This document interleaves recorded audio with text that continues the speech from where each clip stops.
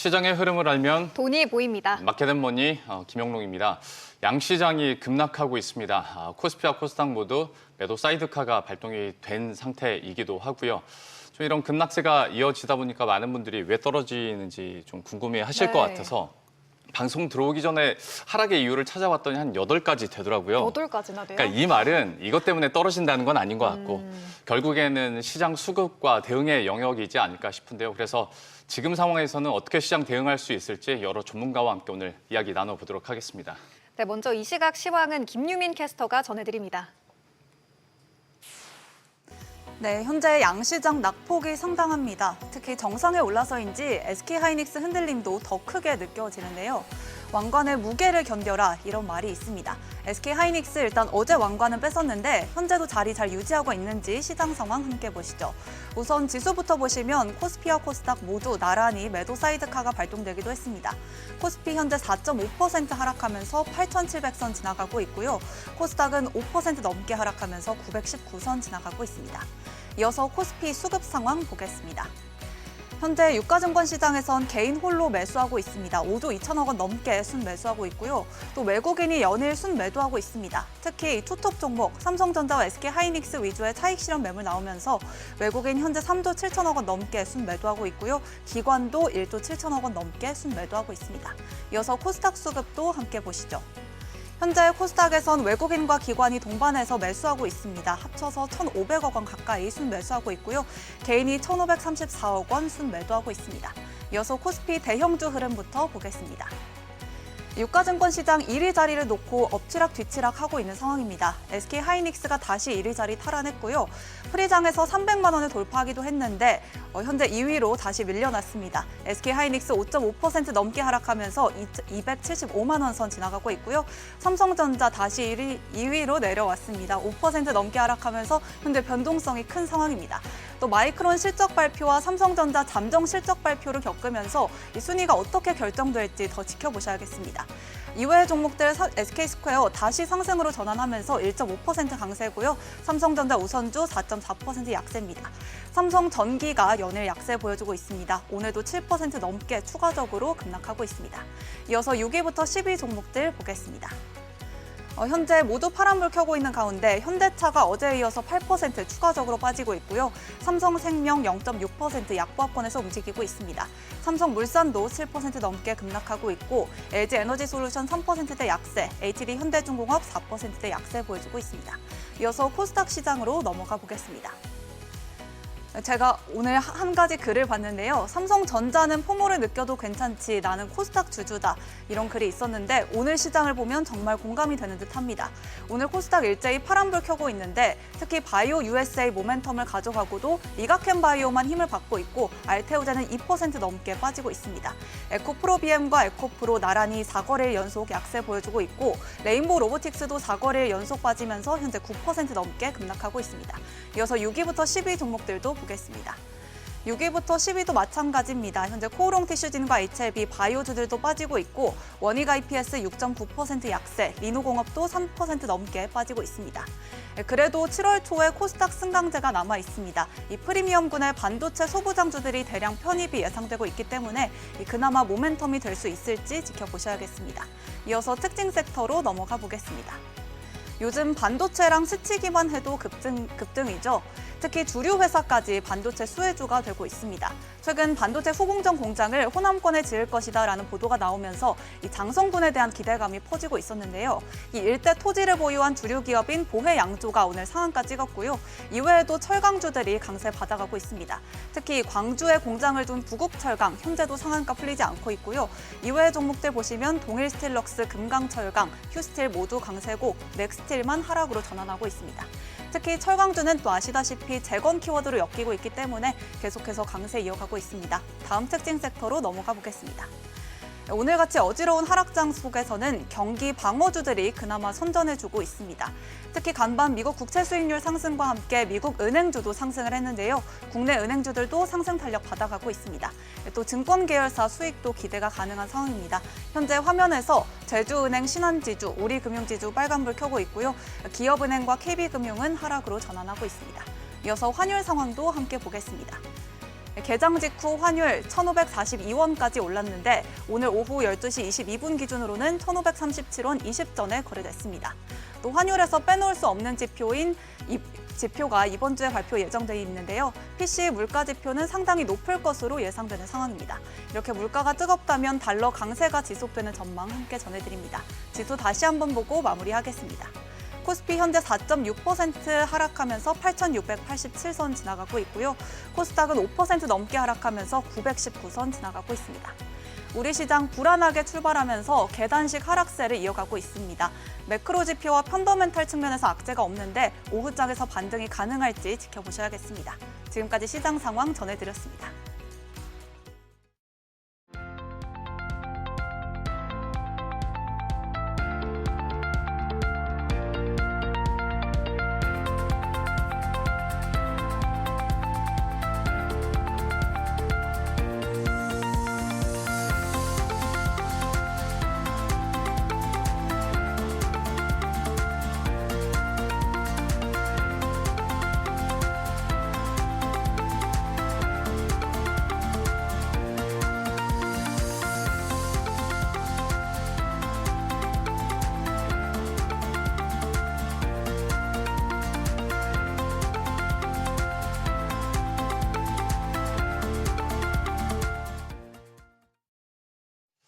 예, 코스피가 크게 흔들리고 있는 가운데 낙폭은 약간씩 줄어들고 있긴 합니다. 그런데 이 와중에 개인들의 매수세는 계속 커져가고 있는데요.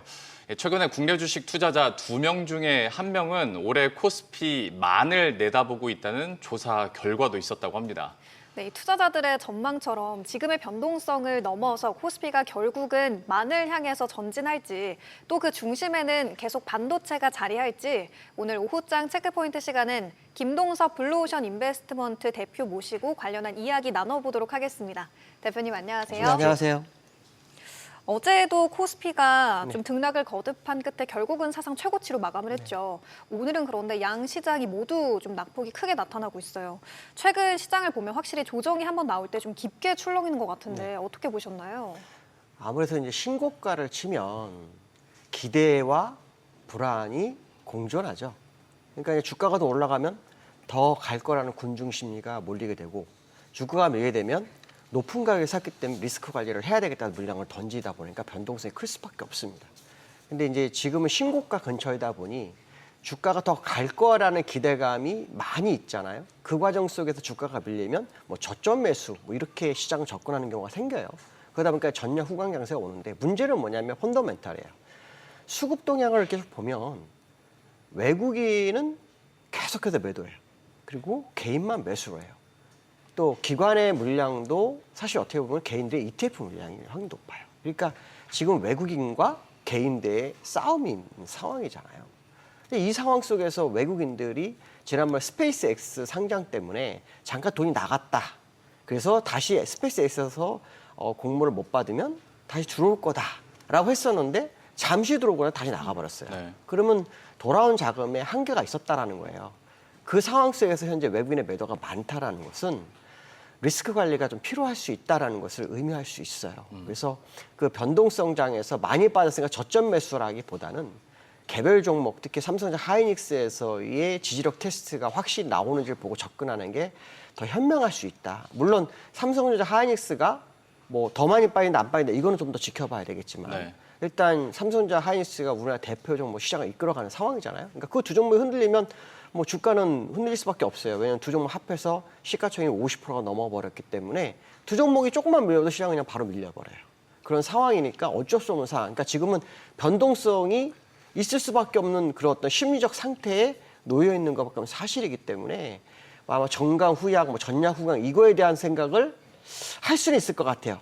근데 저는 어떤 말씀드리고 싶냐면 주가가 더 가려면 상승 이격이라는 게 존재를 해야 되거든요. 네. 근데 삼성전자, 하이닉스, 코스피가 상승 이격이 사실은 없어요. 그래서 뭐 코스피 1만 포인트 뭐 이런 얘기 다 할 때 하더라도 상승 이격이 있어야만이 제대로 길을 갈 수 있다라고 생각한다면 사실 지금은 약간 몸을 사려도 나쁘지 않겠다 생각을 좀 해봅니다. 원래 예전부터 이제 대표님께서는 기술적인 분석을 워낙 잘 해오셨기 때문에 여기에 대한 분석들과 리스크 요인도 얘기를 해주셨는데 반도체에 대해서 그러면 이제 긍정적인 얘기 하기 전에 오늘 급락하니까 네. 좀 걱정거리 몇 가지만 좀 질문을 드려보겠습니다. 일단 얼마 전에도 지금의 실적 볼륨을 생각했을 때 SK 보통주 기준으로 네네. SK 하이닉스가 삼성전자를 이렇게 물리치고 1위로 올라서면 야, 이때부터 버블이야라고 단정하는 리포트가 나오기도 했었습니다. 네. 그러다 보니까 많은 투자자들이 걱정을 했고 또 한 가지는 오늘도 그렇습니다만 SK 스퀘어하고 삼성생명이 시장 대비 선방을 하고 있지 않습니까? 네. 결국에는 그러면 본주가 아니라 대안을 찾다 보면 아 이것도 힘이 떨어지지 않겠냐? 끝물 아니냐라고 걱정하시는 분들도 있습니다. 좀 어찌 보십니까?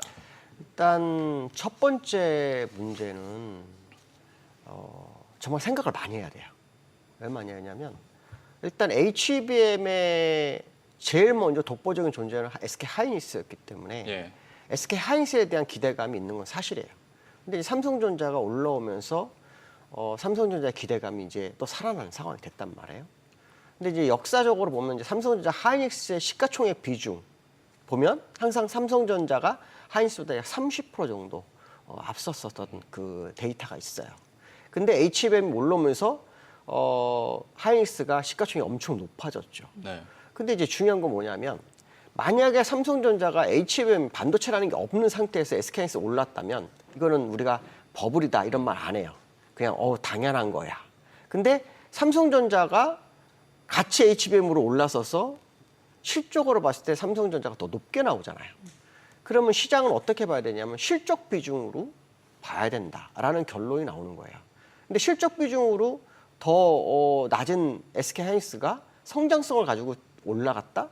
그러면 그거는 좀 얘기가 좀 안 될 수 있다라는 거죠. 만약에 삼성전자가 이쪽 분야가 없다면 그건 상관이 없어요. 예. 근데 그 분야가 있는 상태에서 삼성전자를 이렇게 앞질러 갔다? 그러면 이거에 대한 이제 투자 심리가 어떻게 반영될까? 물론 뭐 ADR 뭐 상장해서 뭐 돈이 들어오고 뭐 이런 것도 있지만 네. 삼성전자도 ADR은 가지고 있어요. 그러니까 그런 부분을 따지면 안 되거든요. 그러니까 제가 볼 때는 이 부분은 이제 각자 판단하셔야 되겠지만 아마도 지난번 하나증권에서도 이 리포터가 나왔어요. 예. 나와서 뭐라고 했냐면 앞서게 되면 과거에 2000년도 닷컴 버블 때 그 시스크 시스템즈가 실적은 없는데 S&P 500에서 시가총액 1위가 된 적이 있어요. 그러고 난 버블이 딱 터지면서 닷컴 버블이 시작됐던 그런 상황이 있었는데 지금도 그거 아니냐 이런 식으로 해석을 해요. 근데 저는 그것까지는 모르겠어요 아직. 그럼 시간이 지나봐야 알잖아요. 그럼 아무도 알 수가 없어요. 그렇지만 이거 하나는 맞는 것 같아요. 일단 같은 업종의 기업이라면 영업이익에 맞는 시가총액이 맞아지는 것이 맞지 않겠느냐. 물론 뭐 하이닉스하고 마이크론을 비교한다. 그러면 달라요. 그렇죠. 마이크론은 후발주자고 네. 뭐 점유율이 다르니까. 근데 점유율이 비슷한 상태에서 가는 이 두 기업이 있는데 갑자기 한쪽이 확 뛰어올라서 그걸 넘어선다?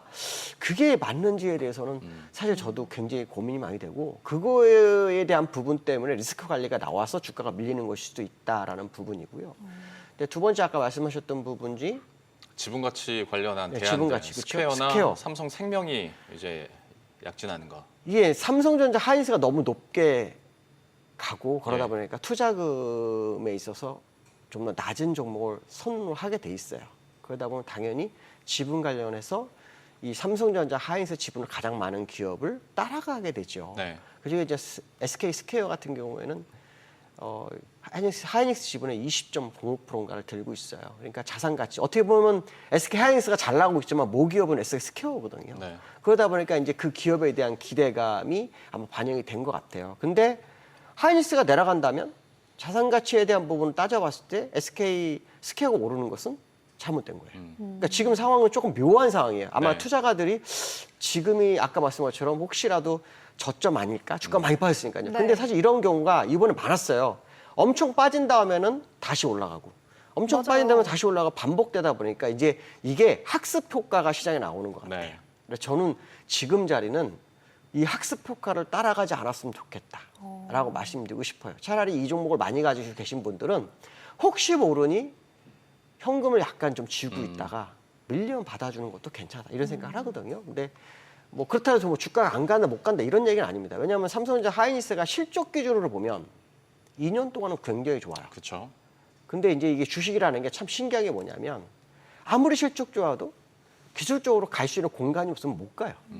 그리고 이격을 벌리고 난 다음에 더 높은 곳으로 가요.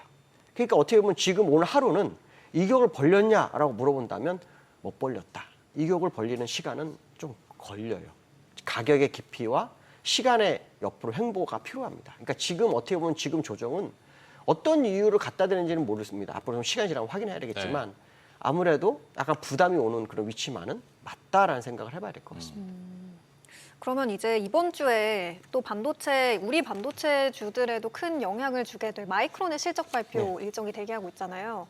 지금 실적 발표를 앞두고 사실 실적은 모두가 좋을 거라고 지금 예상을 하고 있고 월가 IB 쪽에서도 계속해서 목표가를 올려잡고 있는데 지금 이 마이크론의 실적 최근에 또 브로드컴의 실적 발표 이후에 급락이 나오기도 한번 했으니까 흔들렸죠. 우려도 조금 되기도 하고요. 어떻게 전망하세요? 일단 실적은 나쁘지 않을 거예요, 분명. 이건 확실해요. 문제는 이게 시장이 기대치가 크면 그 기대치에 대한 기대감이라는 게 또 존재를 그렇죠. 해요. 그러니까 지난번 2분기 때 실적 발표하면서 가이던스 제공한 게 있어요. 아마 335억 달러 정도 되는데 이걸 뛰어넘는 결과가 나왔는지가 1번이고요. 그게 나와도 다음 분기의 가이던스를 얼마나 제공할 거냐의 싸움이에요. 더 나가지 못하면 안 되거든요. 근데 사실 왜 이 얘기를 하냐면 우리나라 삼성전자 하이닉스 같은 경우도 지금 올해 480조? 뭐 내년에 600조? 뭐 네. 걔들이 나오는데 주가는 더 안 가고 이제 그 안에서 싸움을 하잖아요. 그런데 마이크론 같은 기업들이 사실 전체 반도체 시장의 지분은 작은데도 이렇게 뛰어 올랐단 말이에요. 그러니까 그들의 어떤 가이던스를 보고 싶은 거고 그 가이던스 보면 이제 그걸 보고 삼성 하이닉스가 움직일 거 아니야?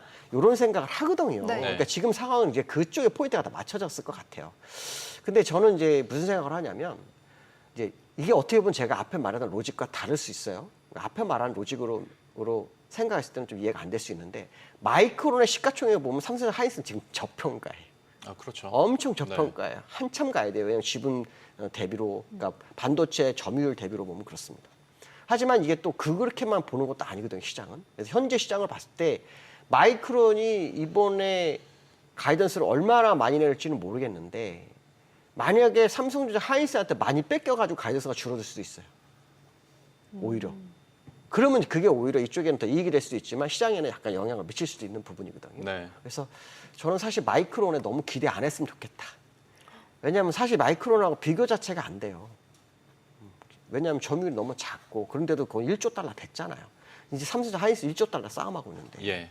1조 달러, 1조 5달러에 넘어서 지금 2천조 정도 됐으니까 약간 더 됐거든요. 근데 그런 부분을 보면은 삼성 하이닉스가 저평가된 건 맞아요. 앞에서 말한 거가 조금 다를 수 있는 의미지만 그렇지만 저는 마이크론에 너무 그 실적에 대한 어떤 거를 너무 기다리지 않았으면 좋겠다. 왜냐하면 그걸 기다리게 되면 우리나라 삼성전자가 기술적으로 이격이 없어서 지금 밀리는 상황인데 네. 그걸 봐가지고 주가가 오르게 되잖아요. 그럼 이격을 못 벌리기 때문에 또 밀려요. 그러니까 차라리 안 보고 같이 밀렸다가 저점에 살 수 있는 기회가 오는 게 좋겠다. 그렇다고 삼성전자 하이닉스 못 간다는 게 아니라 삼성 하이닉스는 향후 성장성이 상당히 좋기 때문에 가는 건 맞아요. 네. 근데 이제 우리가 기술적 분석을 무시 못하는 이유가 뭐냐면 그걸 뛰어넘기가 너무 힘들다는 거죠.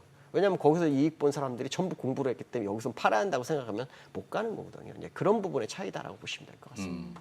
그러니까 마이크론의 실적 발표와 함께 가이던스의 포인트들은 대표님 말씀해 주신 것처럼 이게 시장의 수요가 슬로우해지는 건지 아니면 마이크론의 점유율이 떨어지는 건지는 우리가 봐야 되는 구분해서 거죠. 들어야 봐야 된다는 된다라는 부분을 지적을 해주셨고 약간 여기서 조심하자라는 뉘앙스도 제가 느껴서 그러면 반대편으로 질문을 드리는 것이 조정을 받더라도 다시 실적 시즌이 시작되면 그리고 마이크론의 PER 정도만 받으면 이거는 주가는 지금 420에서 430만 원 목표 주가 나오지 않습니까? 네네네. SK 하이닉스는 이거 충분히 갈 수 있다라고 매우 긍정적으로 얘기를 하고 있는데 여기에 대해서는 그러면 이것도 약간은 좀 동의를 안 하시는지에 대해서. 아니요, 동의해요.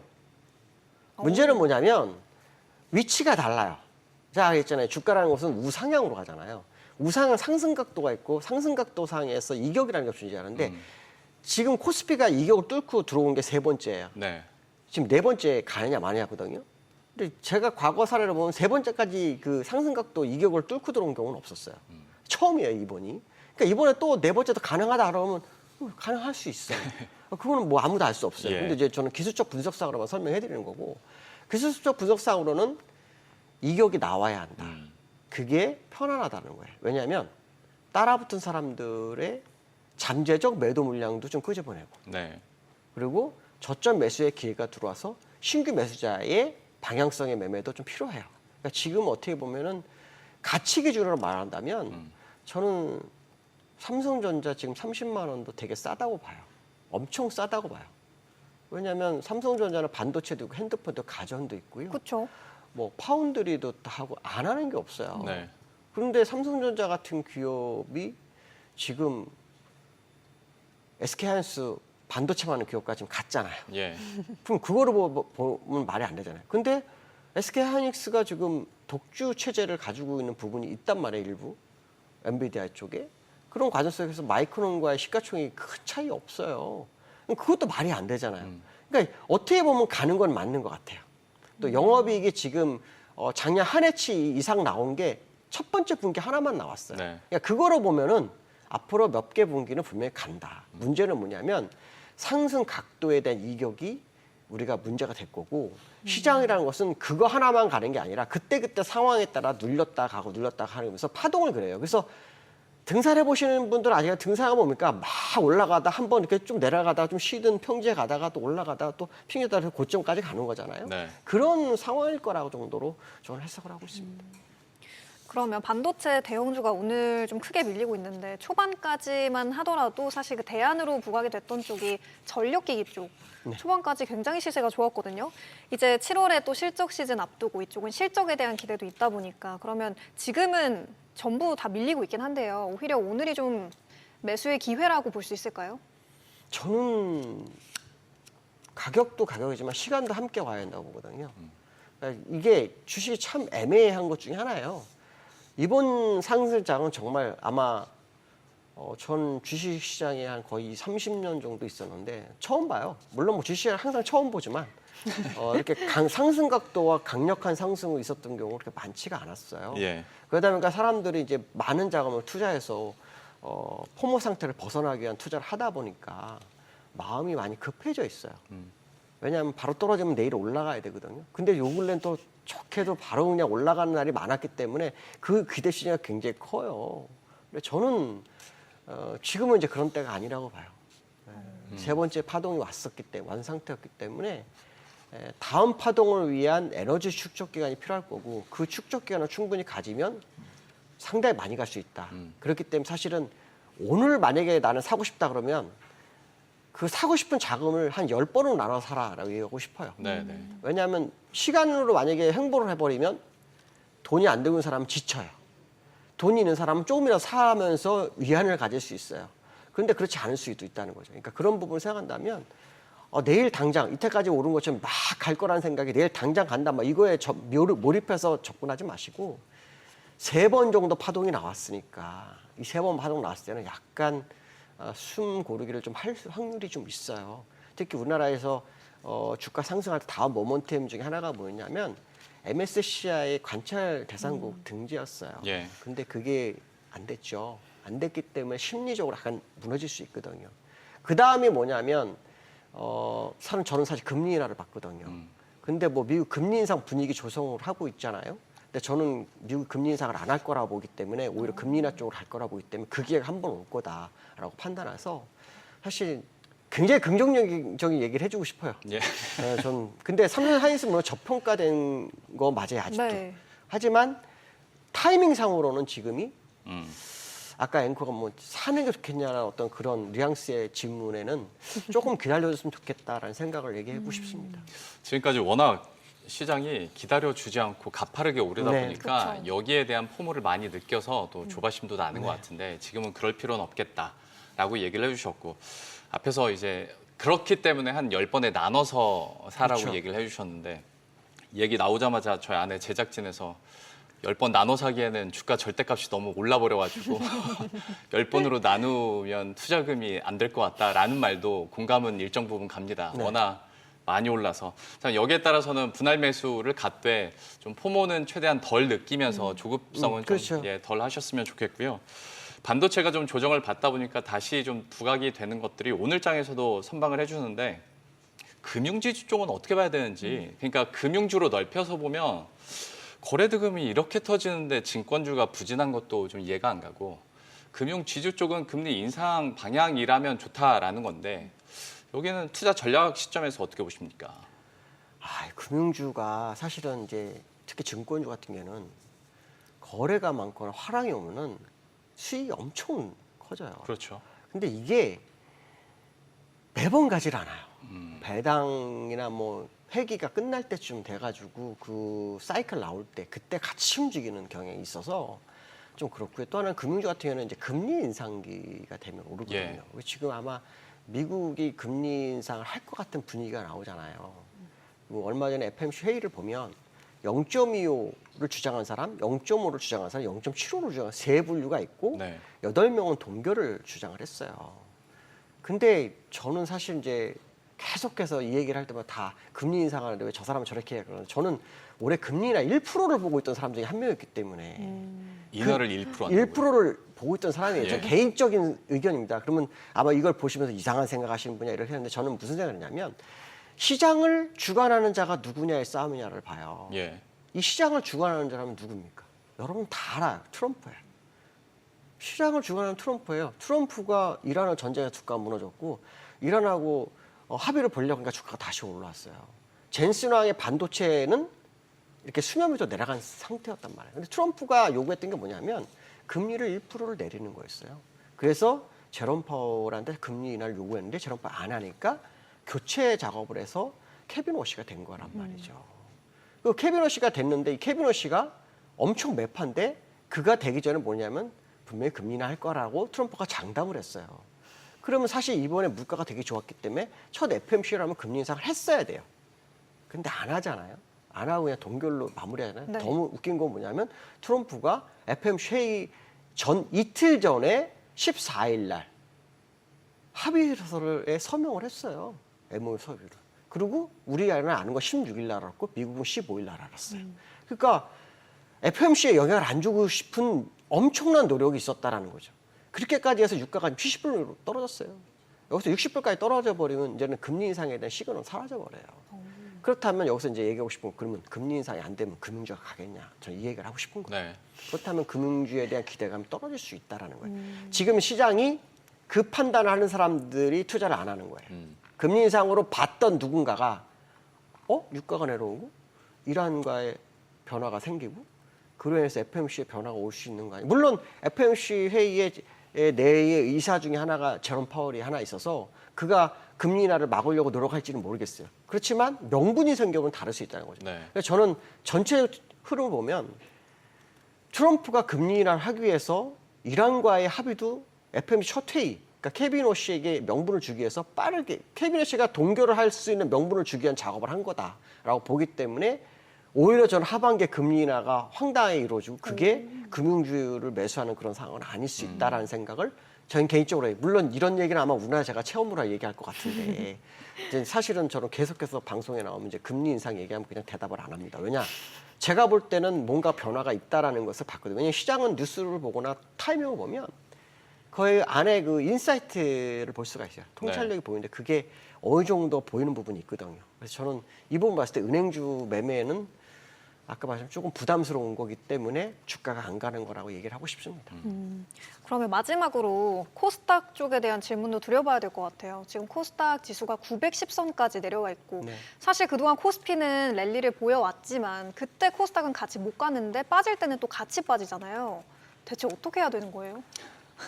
이거 일단 코스닥 들고 계신 분한테는 좋은 말을 못 드리니까 죄송스럽다고 말씀드리고 싶고요. 이유는 코스닥이 가기 위해서는 악재가 없어야 돼 일단요. 그러니까 악재가 없는 게 호재예요. 근데 악재가 너무 많았어요. 일단 코스닥 150 종목에서 시총 1위 종목이 한번 팍 흔들리면서 코스닥이 무너졌잖아요.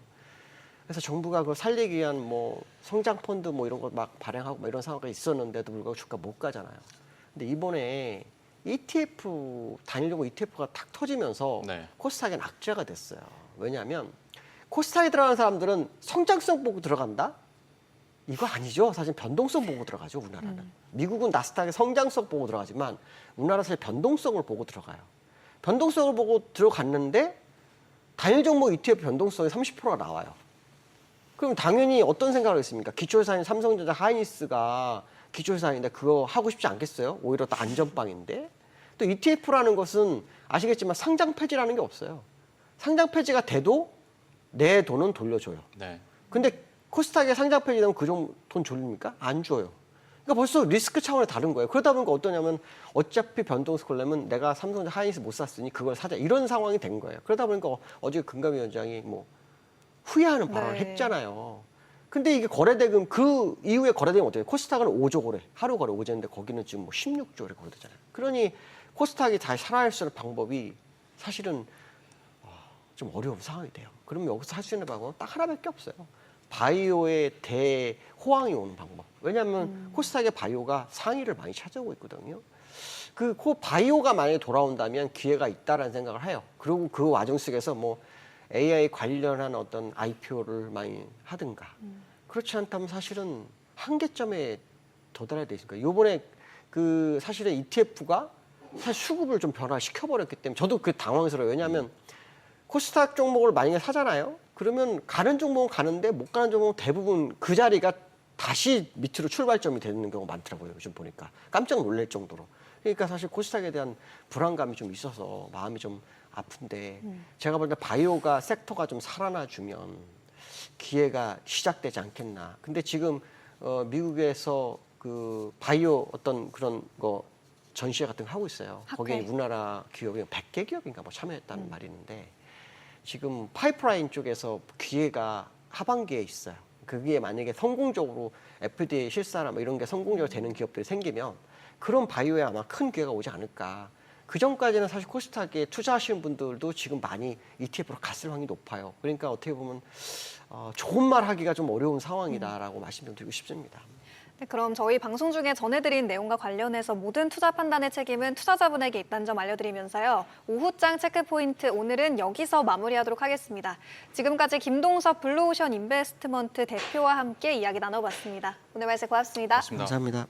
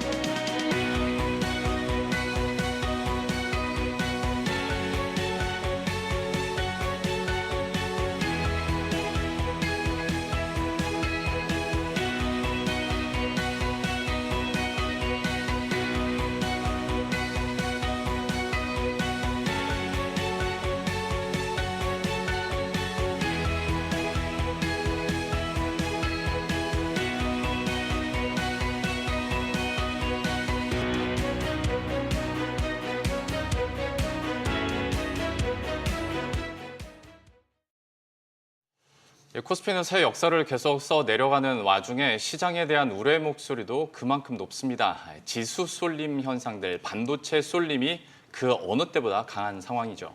네, 그래서 오늘은 반도체 투톱을 제외하면 코스피가 4,100포인트 수준이라는 보고서를 냈던 허재환 유진투자증권 상무 모시고 시장 분석과 함께 대응 전략까지 세워보도록 하겠습니다.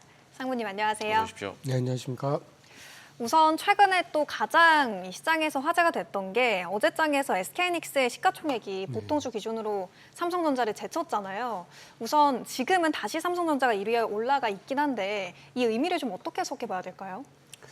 이제 시가총액 1위라는 자리는 이제 영광만큼 무거운 자리인데 이제 그만큼 그 시대를 이제 상징한다라고 저는 좀 보고 있거든요.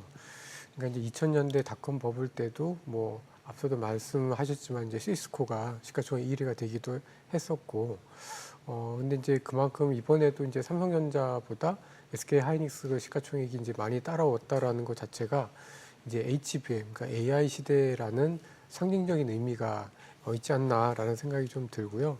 근데 뭐 오히려 막 산업 권력이 뭐 완전히 삼성에서 하이닉스 이동했다 이렇게까지 볼 정도는 아닌데 그만큼 시대가 AI 그리고 적어도 대한민국에서는 반도체 내에서는 HBM의 어떤 위상이 굉장히 좀 커졌다라는 거를 상징적으로 보여주는 사건이다라고 보고 있습니다. 뭐 지금 시장에서는 반도체 종목 안 갖고 있으면 당연히 상대적 박탈감을 느낄 수밖에 없고 그 일례로 역시 뭐 보고서 통해서 삼성전자나 하이닉스 빼면 지금 4,100 정도 수준이다라고 얘기를 해주시기도 했는데, 그러니까 이렇게 분석이 나온 것도 얘기를 해주시고 또 혹자는 지금은 판도 바뀌고 상황이 바뀌어서 이거를 예전처럼 삼전 닉스 빼고 어느 정도 저평가 수준이다라고 하기에는 이거 뉴 노멀 아니냐 뭐 이렇게 해석을 하고 주장을 하시는 분들도 있더라고요. 여기에 대해서는 상무님은 어떻게 생각하시는지도 한마디 부탁드리겠습니다. 네. 그러니까 이제 제가 이제 그런 얘기를 한 이유는 그러니까 이제 말씀하셨던 대로 이제 쏠림이 워낙 심하다 보니까 이게 뭐 삼성전자나 하이닉스 주가가 오를 때 다른 종목이 못 오르는 게 아니라 최근 들어서는 코스피가 오를 때 오히려 코스닥이 많이 급락하는 경우들이 많았었잖아요. 예. 그러니까 이제 그만큼 그저 소외가 되고 쏠리는 정도가 아니라 아예 그냥 소위 말해서 그냥 내팽개치는 그런 모습들이 좀 마음이 너무 아파서 자기는 좀 썼던 거고요. 이렇게 말씀하신 대로 그러니까 어떻게 보면 원래는 저희가 이제 주가가 좋으면은 주식 시장은 경기에 선행을 한다라고 해서 뭐 경기가 좋다라는 의미로 많이 이제 인식이 됐었는데 그게 많이 깨진 것 같습니다. 네. 그러니까 지금은 미국도 그렇고 저희도 그렇고 주식 시장이 올라가는 과정에서 상승 종목 수가 굉장히 적어요. 그 얘기는 또 조금 더 깊이 들어가 보면은 분명히 이익과 성장이 나오는 산업이 되게 좀 적은 편입니다. 네. 그러니까 분명히 이제 뭐 성장률이라든지 이런 것들은 되게 좋아 보이긴 하는데 너무 성장이 양극화되어 있고 한쪽에 쏠리다 보니까 이런 현상들이 이제 굉장히 좀 자주 나오고 있는 건데 그러다 보니까 아무래도 굉장히 좀 불안한 상승을 이어갈 수밖에 없는 상황이고 이게 그 산업이 나쁜 게 아님에도 불구하고 주가가 이제 급락하는 현상들이 자꾸 나오기 때문에 아무래도 이제 이런 것들을 저희가 받아들이기는 해야 될 것 같고요. 그렇지만 이게 너무 그 진행이 많이 되게 되면은 그만큼 또 반도체에도 결국에는 부담이 될 수밖에 없겠다라고 네. 생각하고 있습니다. 말씀해주신 것처럼 지금 삼성전자와 SK하이닉스의 거래대금 비중이 거의 지금 코스피 전체의 절반 수준까지 확대되기도 했는데 최근에 또 이 단일 종목 레버리지 상품의 출시가 있었잖아요. 어제 또 금감원장의 입에서 이 출시 도입을 허용한 것에 대해서 지금 후회한다 뭐 이런 발언도 있었는데 실제로 이 지금 시장의 출렁거림에 이 레버리지 상품도 상당한 요인이 됐다고 보시나요? 그런 것 같습니다. 그러니까 어떻게 보면은 작년 10월, 11월 그리고 이제 올해 초까지만 해도 사실 코스피의 이제 장중 등락률이 1에서 2% 정도였어요. 근데 이게 이제 3월달, 4월달부터 조금씩 높아지다가 5월 말에 이제 단일 종목 레버리지 ETF가 도입이 됐는데 그때 이후로 장중의 변동률이 특히 6월 들어서는 거의 4%, 5%입니다. 예. 그러니까 사실은 이제 단일 종목 레버리지 때문이다라고 이렇게 단정지어서 얘기할 수는 없지만 그 시점을 전후로 해서 코스피의 장중 등락률이 평소에 비해서 3배 가까이 늘었습니다. 네. 그러니까 이제는 장중에 코스피가 뭐 오늘은 뭐 한 4, 5% 이렇게 빠지고 있긴 합니다만은 장중에 이렇게 뭐 4% 정도 빠지는 거를 사실은 어떻게 보면 이거는 당연해진 건데 사실 어떻게 보면 주가가 연초 대비해서 지금 거의 이제 2배가 났잖아요. 그러니까 변동성도 당연히 2배 이상 늘어나는 게 맞는데 이게 변동성이 3배 이상 된 거에는 그러니까 변동성이 1배에서 2배가 된 거는 주가가 많이 올랐으니까 네. 그럴 수가 있는 건데 이게 3배 이상 는 거는 레버리지 ETF의 영향이 굉장히 좀 컸다라고 좀 보여지고 이거는 근데 저희만의 현상은 아니고 네. 미국에서 또 반도체 ETF가 있는데 그 반도체 ETF에서도 레버리지 자금들이 많이 들어오다 보니까 미국에서도 반도체 지수의 변동성이 지난 한 3, 4개월 동안에 굉장히 좀 많이 늘어서 뭐 반도체 업황이 좋은 건 맞는데 예. 주가의 자체에서 나타나는 변동성이 너무 크다 보니까 이 부분에서 어쨌든 시장에 미치는 어떤 그 변동성, 그러니까 변동성을 나쁘게 얘기하면은 좋게 얘기하면 변동성이고 나쁘게 얘기하면은 내가 주문을 잘못 넣고 만약에 매매를 잘못했을 때 내가 누릴 수 있는, 그러니까 내가 피해를 볼 수 있는 피해 얘기라고 보면은 그게 분명히 늘어난 거는 맞다. 그래서 좀 지금은 변동성에 대한 주의가 좀 필요한 시점이라고는 보여집니다. 근데 혹시 상무님 이제 듣다 보니까 드는 생각이 물론 동시효과 부분에서 단일 종목 레버리지 상품 때문에 변동성이 커지는 건 구조적으로 이해를 하는데 사실 시장에도 유행 아이템이라는 게 있잖아요. 그러니까 주식 시장에서도 이런 단일 종목 레버리지가 나왔으니까 그리고 이후로 시장이 줄곧 올랐으니 재미를 본 투자자들이 많이 몰리겠지만 시간이 지나고 지금처럼 변동성이 커지면서 단일 종목 레버리지도 이게 오래 갖고 있는 건 아니구나라고 이제 깨닫기 시작하면 꼭 이것 때문에 변동성이 계속 간다라고 보긴 힘들지 않을까라는 생각도 하거든요. 근데 이제 그렇게 이제 그 레버리지 ETF를 또 자주 샀다, 네. 팔았다 하게 되면 또 장중에 또 변동성이 좀 커지는 영향들이 좀 분명히 좀 있는 것 같고요. 그러니까 이제 말씀 주신 대로 오래 갖지 않는 자금들이 또 있다 보면은 그 자금들이 계속 또 샀다 팔았다를 반복하면서 계속해서 장중의 변동성은 쉽게 줄어들지는 않을 가능성이 저는 좀 커 보여서 이 부분에 대해서 아마도 금감원장님도 좀 불안을 좀 얘기를 했었지 않았나라고 좀 보여집니다.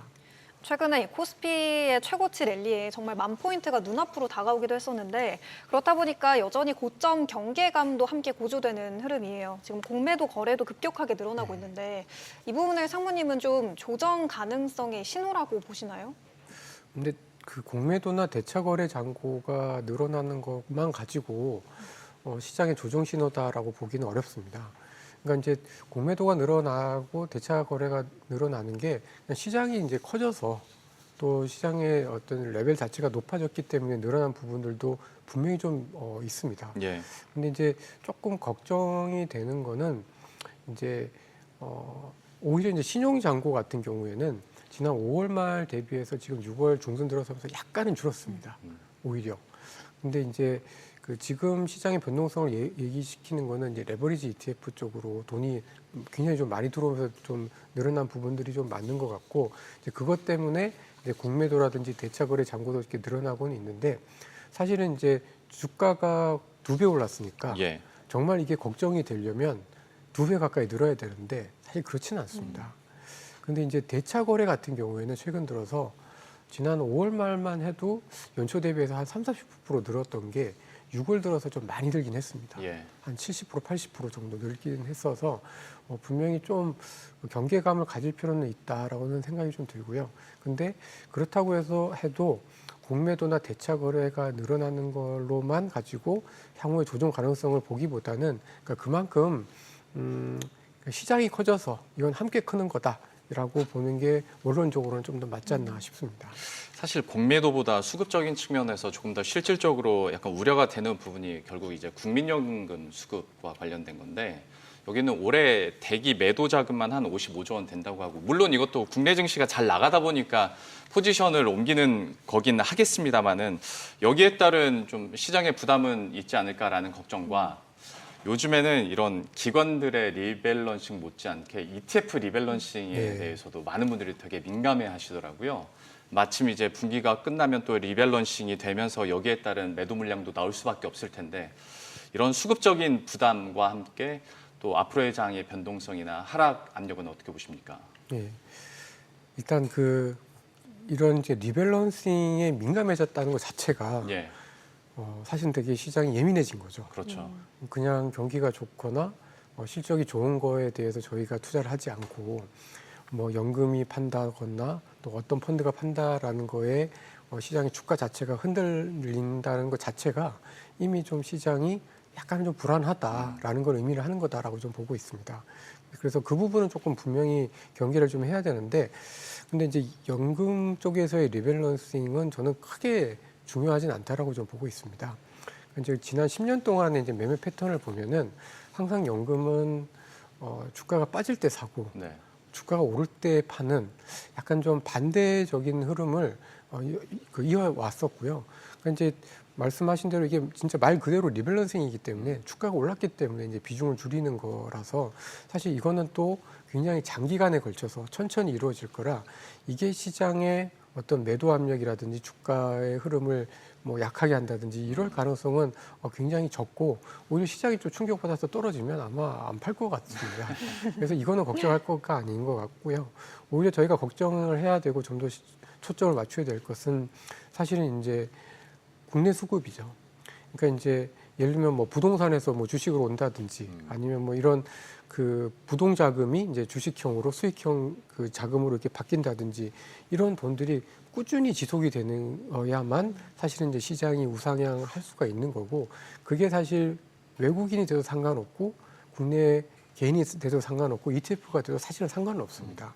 그래서 오히려 좀 중요한 거는 이제 예를 들면 금리라든지 부동산 같은 변수들 때문에 시장으로 오던 자금이 끊기는지 아닌지, 그리고 주식시장 자체의 변동성 때문에 약간 보수적인 자금들이 주식시장으로 넘어오는 데 있어서 걸림돌이 있는지 없는지, 그 부분이 훨씬 더 저는 중요한 잣대다라고 보고 있습니다.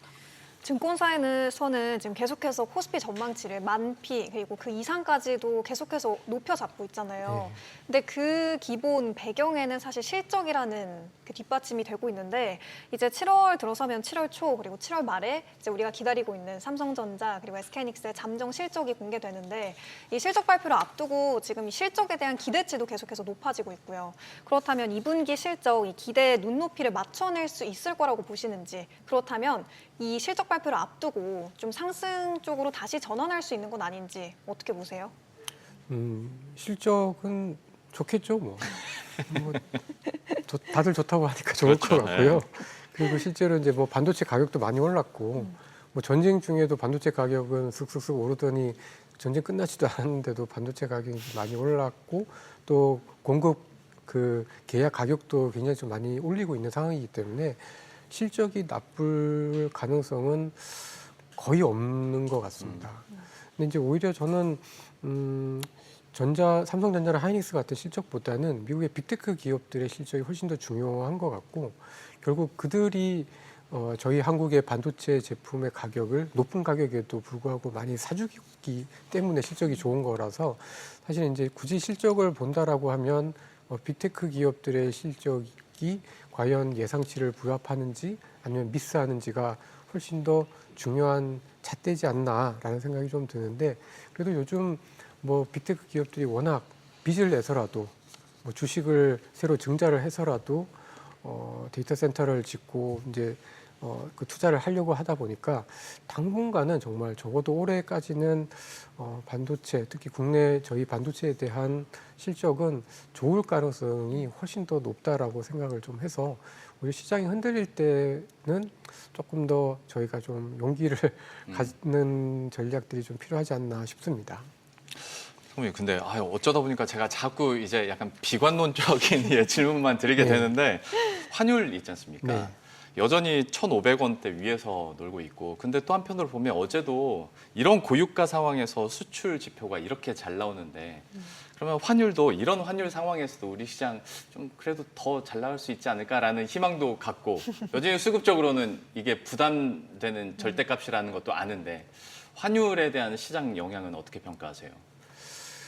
좀 많이 어려운 것 같은데요. 근데 확실한 거는 이게 이제 양극화, 그다음에 성장이 너무 한쪽에 쏠려서 나오고 있는 거에 따른 저는 뭐 나름의 어떤 후유증이다라고 생각을 하고 있습니다. 그러니까 어떻게 보면 코스피가 저희 경제를 충분히 반영하지 못하고 있는 것만큼 오히려 환율이 사실은 저희 경제의 전반적인 여건을 반영을 좀 하고 있는데, 근데 그렇다고 해서 또 저희 외국인들이 엄청 나가는 게 한국이 싫어서 나간다라기보다는 주식시장의 이제 변동성이 너무 크다 보니까 네. 이거를 줄이기 위해서 조정을 하는 거기 때문에 사실은 굉장히 좀 많이 섞여 있다라고 좀 봐야 될 것 같고요. 다만 이제 어쨌든 이 환율이 올라가는 것 자체는 사실은 어떻게 보면 국내에서도 지금 성장이 수출은 좋지만 내수는 좋지 않다. 국내에서 투자가 되고 조금 더 재생산되어야 되는 자금들이 자꾸 떠나가고 있다라는 부분들은 사실은 그렇게 썩 좋지는 않다라고 좀 보여집니다. 근데 그렇다고 해서 환율이 오른다는 게 뭐 과거의 외환 위기라든지 이런 것들을 지금 암시하는 그런 흐름은 아니기 때문에, 어쨌든 지금과 같은 좀 불안한 환율 흐름, 그다음에 어떤 경제의 어떤 양극화된 현상들은 당분간은 좀 이어지지 않을까라고 좀 보여집니다. 상무님께서 조금 전에 이제 반도체 쪽으로의 쏠림 현상이 참 안타깝다라고 말씀을 해주셨는데, 그 쏠림의 피해를 보고 있는 대표적인 쪽이 또 코스닥 시장이잖아요. 올해가 이제 코스닥 시장의 출범 30년째가 되는 해기도 한데, 사실 여전히 이쪽은 테마주 시장이다라는 평가도 있고요.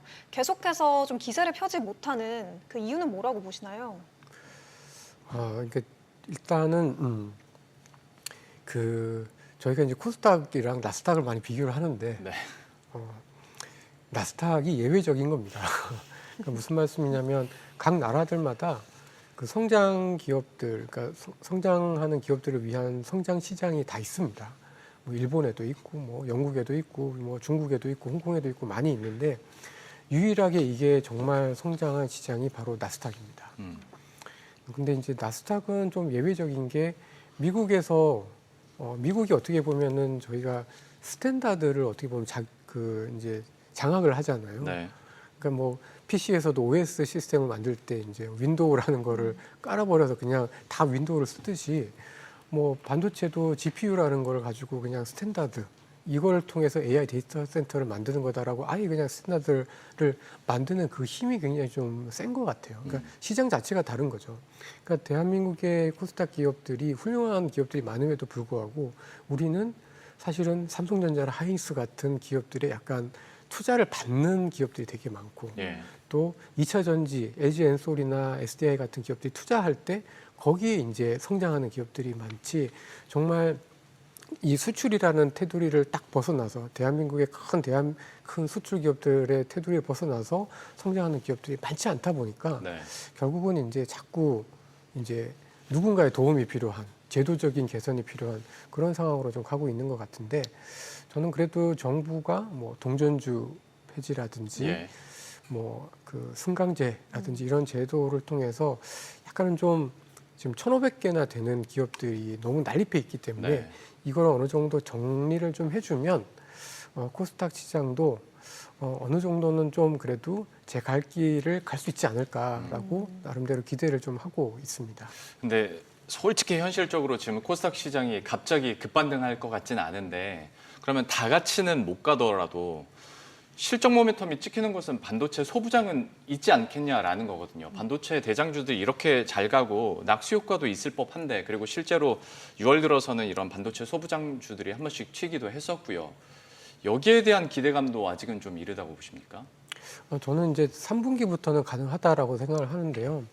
그러니까 보통 이렇게 이제 반도체를 비롯한 수출이 좋아지게 되면 이제 수출이 좋아지니까 그만큼 더 생산량을 늘리기 위해서 투자를 한 1년 정도 시차를 두고 나타나게 됩니다.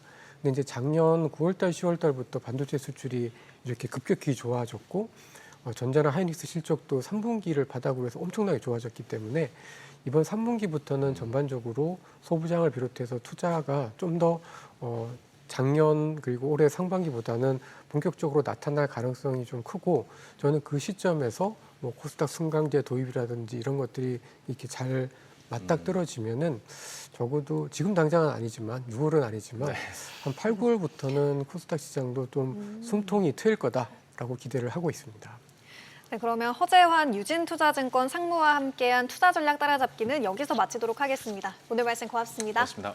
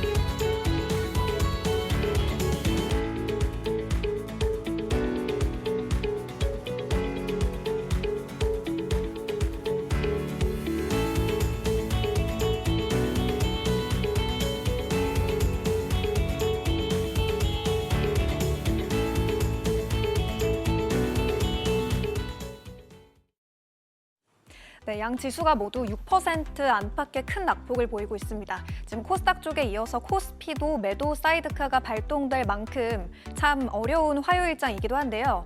오늘은 화장품과 지주사 그리고 미국에서 이슈가 나왔던 양자 쪽 일부 종목들을 제외하고는 대부분 밀리고 있는 상황입니다. 그래서 오늘은 바로 수급으로 들어가 볼 텐데요. 지금 외국인들은 어디서 기회를 찾고 있을지 확인해 보도록 하겠습니다. 자, 우선 외국인 순매수 상위 종목 1위는 대우건설인데요. 최근에 이 하나증권에서 건설주는 종전이 확정되고 나서 사도 늦지 않다라는 리포트를 제시하기도 했죠.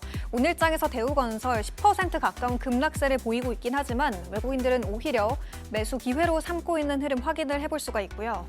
자, 그리고 두산에너빌리티를 비롯한 원전 관련주들을 일부 담고 있고 또 눈에 띄는 점이 스페이스 X와 관련된 종목들을 여러 편입하고 있습니다. 지금 지분을 투자한 미래에셋 증권과 미래에셋 벤처 투자 그리고 우주항공 종목인 스피어까지 함께 매수하고 있는 흐름이고요. 바로 이어서 기관의 순매수 상위 종목도 확인해 보도록 하겠습니다. 기관에서는 지금 최근 들어서 BNK 금융지주에 상당히 집중한 모습인데요. 어제를 제외하면 BNK 금융지주 9거래 연속으로 매수한 모습이 눈에 띄기도 했습니다. 특히 오늘 같은 경우에는 삼성전자 그리고 삼성전자 우선주를 모두 동반 담고 있고요. 삼성전자 우선주 같은 경우에는 최근에 3거래 연속으로 기관이 계속해서 모아가고 있기도 합니다.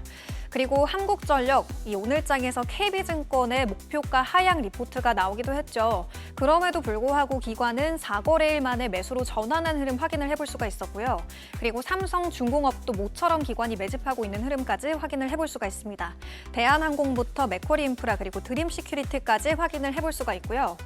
자, 지금 보통주 기준으로 어제장에서 SK하이닉스가 삼성전자를 제치고 시가총액 1위에 등극하는 모습이 포착되기도 했습니다. 지금 메모리 반도체가 얼마나 가치가 상승하고 있는지를 살필 수 있는 대목이기도 했는데요.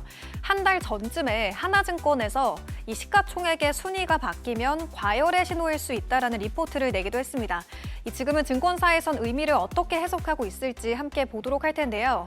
자, 우선 신한투자증권에서는 오늘장에서 새로운 리포트가 나왔습니다.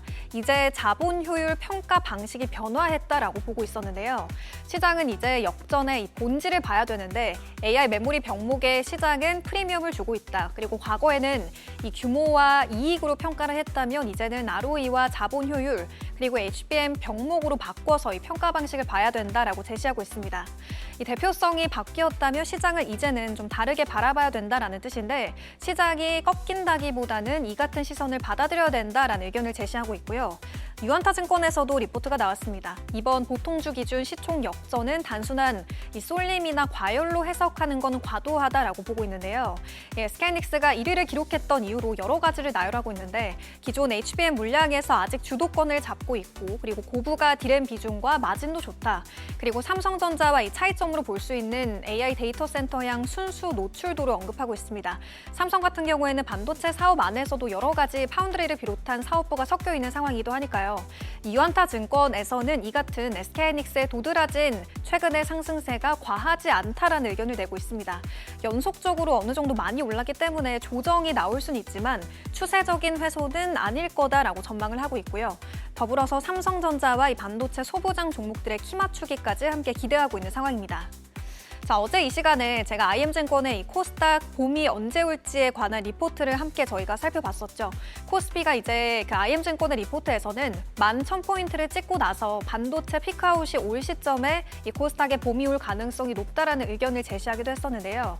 역시 코스닥 쪽에서 믿을 만한 지금 기대감을 걸고 있는 모멘텀은 정책적인 훈풍이겠죠. 코스닥 승강제에 대한 추가적인 기대감은 짙어지고 있습니다. 자, 이제 7월로 윤곽이 나오고 있는 상황인데요. 기존 예상보다는 좀 지연된 일정이긴 하죠. 그럼에도 프리미엄과 스탠다드 그리고 관리군으로 분류해서 운영하는 승강형 세그먼트 제도를 추진한다고 하고요. 그리고 7월 1일에 이 개편 방향을 처음으로 공개하게 되고 9월 말에서 10월에는 금융당국에서 최종안을 공개하면서 본격적으로 이 정책에 드라이브를 걸게 될 거란 이야기가 나오고 있습니다. 자, 그렇다면 최근에 이 반도체 그리고 특히 대형주 중심으로의 쏠림 현상은 대체 어떻게 해석을 해봐야 되는 걸까요? 신영증권에서는 역사적인 통계를 봤을 때 이 우량주의 자본이 집중되는 쏠림 현상은 시장의 기본적인 특성이다라고 언급을 하고 있습니다. 그러면서 이 쏠림이 언제까지 가게 되느냐? 그 핵심에는 물가와 금리가 있다고 보고 있는데요. 이전에 이 과거 사례들을 봤을 때 이익이 지속적으로 성장하더라도 물가 상승과 금리 인상에 급락했던 적이 있기 때문에 계속해서 이 물가와 금리를 중요하게 봐야 된다. 그리고 오히려 지금 매파적인 스탠스가 이 급락이 나오지 않고 사이클을 길게 가져갈 수 있는 요인이 될 거다라고 전망을 하고 있습니다. 자, 이제 마지막 장에서는 종목 단으로 대형주 리포트를 한번 쭉 정리해 봤는데요. 우선 삼성전자 오늘 장에서 다올투자증권에서 눌릴 이유가 없는 눌림은 적극적으로 매수로 삼아봐야 된다라는 의견과 함께 목표가를 58만 5천 원까지 추가적으로 상향 조정을 했고요. 마찬가지로 다올투자증권에서 SK하이닉스에 대해서는 매출이나 영업이익 전 부문에서 전망치를 상향 조정한다면서 420만 원까지 목표 주가를 올려잡기도 했습니다. 그리고 오늘 같은 시장에서도 사상 최고가를 찍기도 했고 비교적 선방하는 흐름을 보여주고 있는 SK스퀘어도 NH투자증권에서 270만 원 리포트가 오늘 장에서 들려왔고요. 그리고 조선주, 지금 캐나다 잠수함 프로젝트 관련해서 다음 주 6월 말에서 7월 초 부근에 우선 협상 대상자 선정 소식이 나올 거다라는 전망이 들려오고 있기도 하죠. 하나오션 최근에 급락세가 정말 눈에 띄게 나타나기도 했었는데요. NH투자증권에서는 대형 프로젝트 수주 결과 발표가 임박했다라면서 매수 의견을 제시하면서 목표 주가는 17만 5천 원으로 그대로 유지하고 있습니다.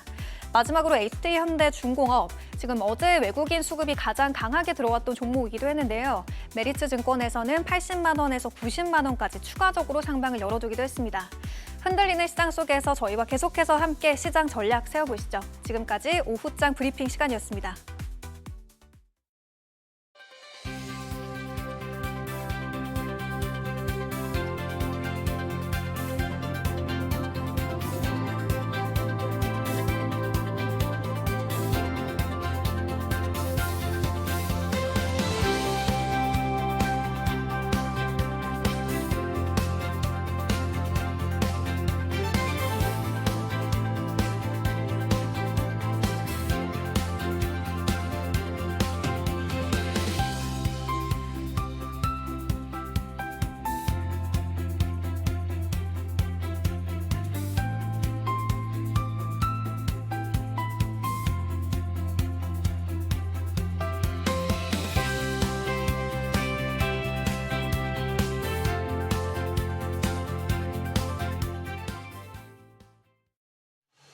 예, 사상 처음으로 9,000피 시대를 열었던 코스피가 오늘은 급락을 하고 있죠. 사실 어제 같은 경우에도 2,000개가 넘는 기업들이 하락을 했고 오늘은 반도체마저도 급락하면서 전반적으로 변동성이 커지고 있는 상황입니다.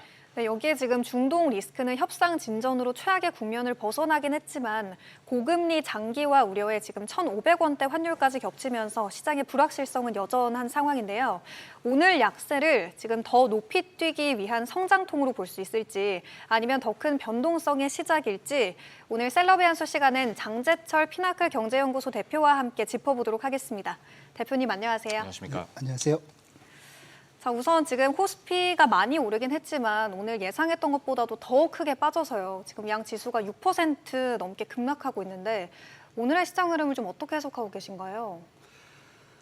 우려했던 상황이 지금 벌어지고 있지 않나 이렇게 생각을 합니다. 그러니까 그동안 급하게 올라왔고 또 이러한 모멘텀이 계속 유지될까에 대한 의구심이 많았었잖아요. 그러면서 앞에서도 얘기했었지만 하이닉스가 시총 1위가 되는 그런 상황에서 시장의 변동성을 예고했던 보고서도 있었고요. 그래서 이런 우려들이 현실로 나타나서 제가 볼 때는 어떻게 보면 앞으로 적어도 여러 가지 조건들, 이벤트들을 생각을 할 때 7월 달까지는 변동성이 좀 커지지 않을까 이렇게 봅니다. 그래서 이렇게 변동성이 큰데 일희일비할 것이 아니라 이 변동성의 원인이 무엇이고 그리고 우리가 가지고 있는 지금 주력 우리 품목들이 있잖아요. 그렇죠? 예. 여기에 대한 실적에 대한 전망들을 계속 모니터링을 하면서 좀 좀 그립을 좀 길게 잡으면서 가야 되지 않을까 이렇게 생각을 합니다. 그러면 이제 미국과 이란의 어떤 협상과 관련해서 지금 내용을 업데이트하는 건 지금으로선 크게 의미가 없을 것 같고 우리 시청자 여러분들에게 뉴스 밸류 측면에서 한번 좀 평가를 부탁드리겠습니다. 그러니까 시장이 급격하게 오를 때는 협상이 결렬될 것 같더라도 시장 올랐거든요. 그렇죠. 그런데 오늘은 마침 급락하니까 이 이슈들이, 그러니까 협상에 대한 불협화음들이 다시 부각이 되는 건가? 그렇다면 우리는 그냥 넘겨도 되는 거고 향후에도 계속 미국과 이란의 이런 잡음들이나 부침들이 만약에 실제적으로 시장에 영향을 주는 거라면 우리는 지금은 당분간은 좀 보수적으로 시장에 대응을 해야 되는 시기인 건데 이 뉴스 밸류에 대해서는 대표님께서는 어떻게 평가하십니까?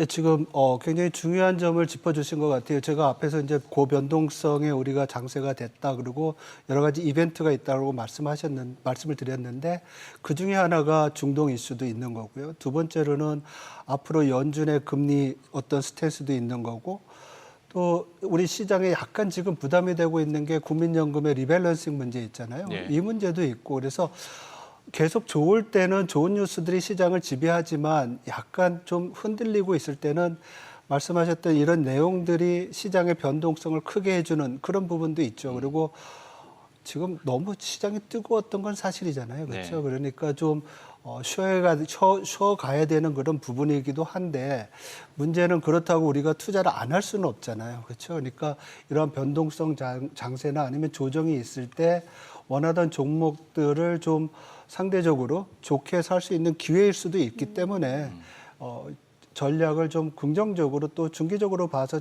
추진하는 게 좋지 않을까 이렇게 생각을 합니다. 지금 결국 금융시장이 가장 우려하는 게 고유가로 인한 인플레이션 재점화에 대한 우려인데, 최근에 또 FOMC에서도 워시 의장이 상당히 매파적인 스탠스로 언급을 하기도 했고요. 그렇다면 지금 금리 인상 가능성까지 시사하면서 시장이 좀 민감해져 있는 상황인데, 앞으로 이제 연준의 통화정책 경로는 좀 어떻게 전망하고 계신가요? 예, 지금 이제 먼저 말씀하신 인플레이션에 대한 우려는 사실 그 중동에서 평화협정으로 가고 뭐 60일 동안 유예 기간을 두면서 유가가 많이 내려왔잖아요. 그래서 일부에서는 유가가 뭐 90달러대에서 지금 80달러 아니면 70달러 후반대로 내려오니까 앞으로 인플레이션 압력 좀 약해지는 거 아니냐? 그러면 말씀하신 대로 연준이 좀 매파적으로 금리 인상에 대한 어떤 가능성을 높게 봤던 부분이 약해지지 않을까 이런 전망을 하는데요. 네. 문제는 지금 유가가 더 중요한 것이 아니라 그동안 축적되어 왔던 미국 내에서의 인플레이션 압력이 더 중요한 것 같아요. 예를 들면 PC 인플레이션, 연준이 미국 중앙은행인 연방기금 이사회에서 그 통화 정책을 할 때 기준이 되는 물가가 개인 소비 지출 물가인데요. 이거는 지금 굉장히 높은 수준에 3% 이상의 지금 예상이 되고 있는 상황이고, 소비자 물가 상승률도 이제 이번 달 나올 거로 보면은 약 한 3.4% 정도 그렇게 나올 거로 예상을 하고 있어요. 그래서 이런 높은 물가가 축적돼 있는데 이게 언제 좀 둔화될지에 대한 문제인데요. 지금 전망으로는 한동안 이 높은 물가가 계속 유지될 거라는 게 많습니다. 그래서 앞으로의 어떤 연준의 그 통화 정책 기조는 higher for longer, 지금의 높은 수준이 좀 더 오래 가는 그런 상황이라고 볼 수가 있을 것 같아요. 그리고 금리 인하가 된다고 하면 최근에 골드만삭스가 그 금리 인하 시점을 올해 말 내년 초에서 내년 중반, 내년 말로 연기했거든요. 네. 그래서 인하에 대한 전망은 지금 수준에서는 좀 더 약해지고 있다 이렇게 볼 수 있을 것 같아요. 대표님, 뭐 홀짝을 맞추자는 건 아닌데, 근데 어떤 스탠스나 우리 이해도 측면에서 대표님께서는 그 연준의 통화 정책 속도나 방향 올해 어떻게 보세요? 저는 올해 한 번 정도 인상할 수 있는 여지는 있다고 봅니다. 왜냐하면 말씀드린 대로 인플레이션에 대한 우려가 크기 때문에 이러한 부분들이 하반기에 예상을 하고 있는데, 하반기 좀 시장의 불안한 요인이 될 수도 있을 것 같아요. 금리가 예. 올라가면 아무래도 우리 위험 자산인 주식 시장에는 불안 요인으로 작용하기 때문에, 그렇지만 연준의 기본적인 그 경제 전망 자체가 올해보다 내년이 좀 둔화되는 축에 있기 때문에 인상을 한다 그러면 한 번 정도, 그 다음부터는 좀 동결을 했다가 내년 후반기에 인하하지 않을까 이렇게 좀 생각을 합니다.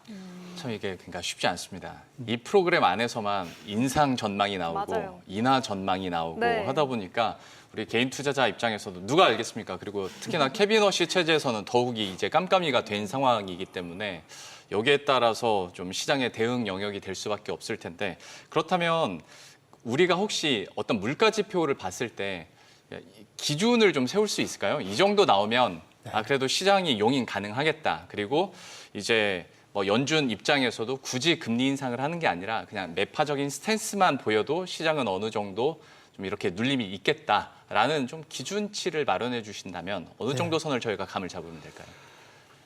사실 인플레이션 자체에 대해서 우리가 케빈 워시 의장이 들어오면서 또 하나의 기준이 생겼잖아요. 절사평균 PC 인플레이션이라고 해서 그 부분은 지금 2.4%로 제가 말씀드렸던 기존의 연준이 기준으로 삼았던 PC 인플레이션보다 상당히 낮죠. 그래서 제가 볼 때는 절사평균으로 봤을 때는 2.6%이 정도, 지금보다 더 높아져야 되겠죠. 금리 인상을 하기 위한 거로. 그리고 소비자 물가 상승률로는 모르겠습니다. 이게 지금 올라가는 추세가 더 피크를 치고 내려올 거는 예상이 되는데 네. 내려오는 속도거든요. 네. 내려오는 속도가 제가 볼 때는 4분기까지도 3% 이상 수준을 유지한다고 하면 상당히 연준 입장에서는 힘들지 않을까 이렇게 보고요. 사실 요즘 좀 인하에 대한 전망 높아지는 게 기대 인플레이션이 좀 내려오고 있다는 점이에요. 예. 그렇지만 이 기대 인플레이션 자체도 지금 유가가 내려오는 부분이 좀 반영된 부분이 있는데 좀 우려스럽게도 중동의 어떤 평화협정이라든지 종전에 대한 기대가 높음에도 불구하고 많은 전망기관들이 연말까지 유가 전망을 $80 내외로 유지하고 있거든요. 네.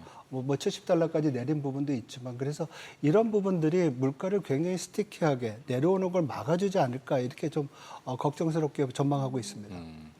다음 달에는 이제 한은의 금통위 또 7월 중순에 이제 예정이 돼 있는데 이제 신현송 한국은행 총재가 지난번에 상당히 매파적으로 언급들을 하기도 했잖아요. 이제 다음 달 7월에는 이 금리 인상에 대한 부분이 기정사실화가 됐다고 보시나요? 올려야지 올릴 것 같아요.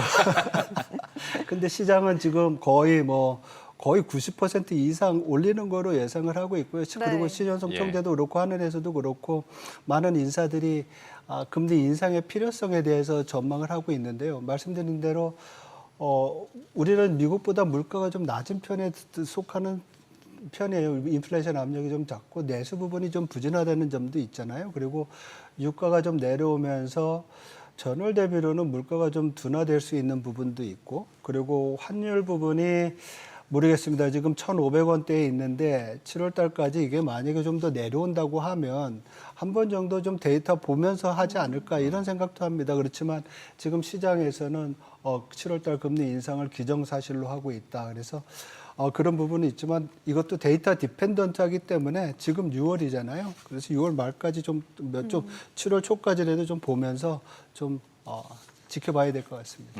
알겠습니다.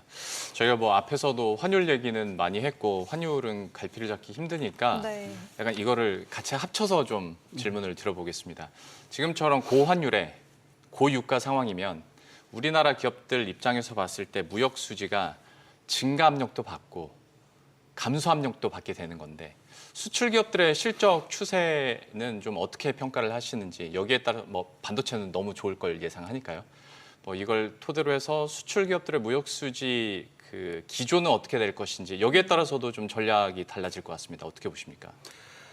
우리 시장만 놓고 보면 고환율이 이렇게 유지되고 있는데도 지금 유독 일부 섹터만 지금 잘 나가고 있고 나머지 섹터 부진하잖아요. 네. 그리고 우리가 코스피 시장을 한때는 글로벌 경제의 어떻게 선행 지표로 봤었습니다. 왜냐하면 글로벌 경제가 좋아지면 교역량이 늘어나고 교역량이 늘어나면 한국의 수출 기업들이 혜택을 받기 때문에요.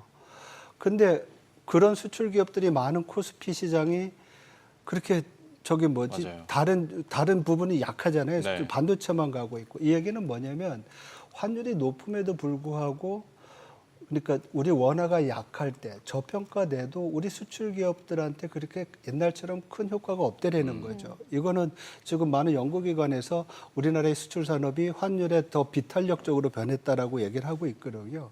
즉 환율이 원화가 약세가 돼도 수출 기업들의 혜택을 받는 것들이 좀 과거보다 약하다. 예. 그리고 오히려 환율 이외에 AI 반도체 슈퍼사이클로 호황을 누리는 반도체 대기업들만 원화로 환산했을 때 영업이익이 커지는 그런 효과가 있는 거죠. 그게 지금 이제 우리 법인세 많이 내게 되는 그런 결과를 가져왔는데 반면에 이 고환율이 경제 전반에 미치는 부정적인 영향이 더 앞으로 가면 커지지 않을까 이런 생각을 합니다. 한국은행이 금리를 올려야 되는 이유 중에 하나도 우리가 원화가 약하기 때문에 원화가 약하면 수입 물가가 높아지잖아요. 왜냐하면 같은 값으로 달러로 사와도 원화로 환산하면 가격이 올라가잖아요. 그렇죠?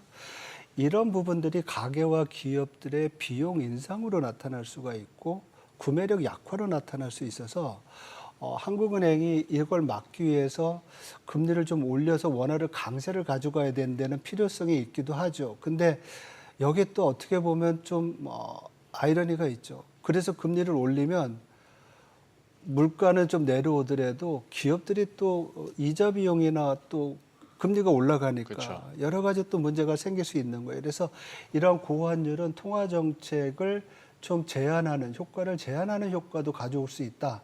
이런 면에서 보면 고환율 될 수 있으면 좀 낮출 수 있는 방안이 필요하다고 생각을 합니다. 지금 이런 강달러 그리고 금리 인상의 기조에 좀 큰 피해를 보고 있는 것 중에 하나가 금값이잖아요. 네. 올해 초까지만 하더라도 고공행진하는 흐름이었는데 지금 골드만삭스에서도 전망치를 500달러 더 낮추기도 했고요. 온스당 이제 4,900달러로 연말 목표치를 더 내려잡았는데 금값에 대한 전망은 어떻게 하세요?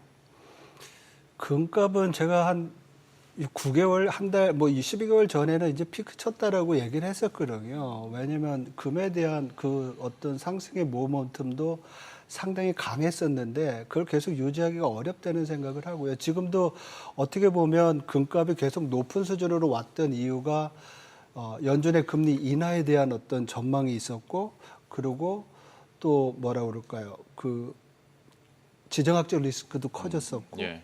여러 가지 금의 우호적인 상황이었는데 골드만삭스가 이번에 연말 금값 전망치를 500달러 이하로 이제 500달러를 낮춰서 4,900달러로 한 이유는 연준이 금리 인상 가능성이 크다는 거잖아요. 근데 지금 시장에서는 연말까지는 대충 어쩌면 뭐 동결할 수도 있다라는 생각을 하는데 제가 말씀드린 것처럼 만약에 연준이 금리를 인상한다고 하면 골드만삭스 보고서는 4,400달러까지 내려올 수 있다라고 봅니다. 500달러 더 내려올 수 있다라는 거죠.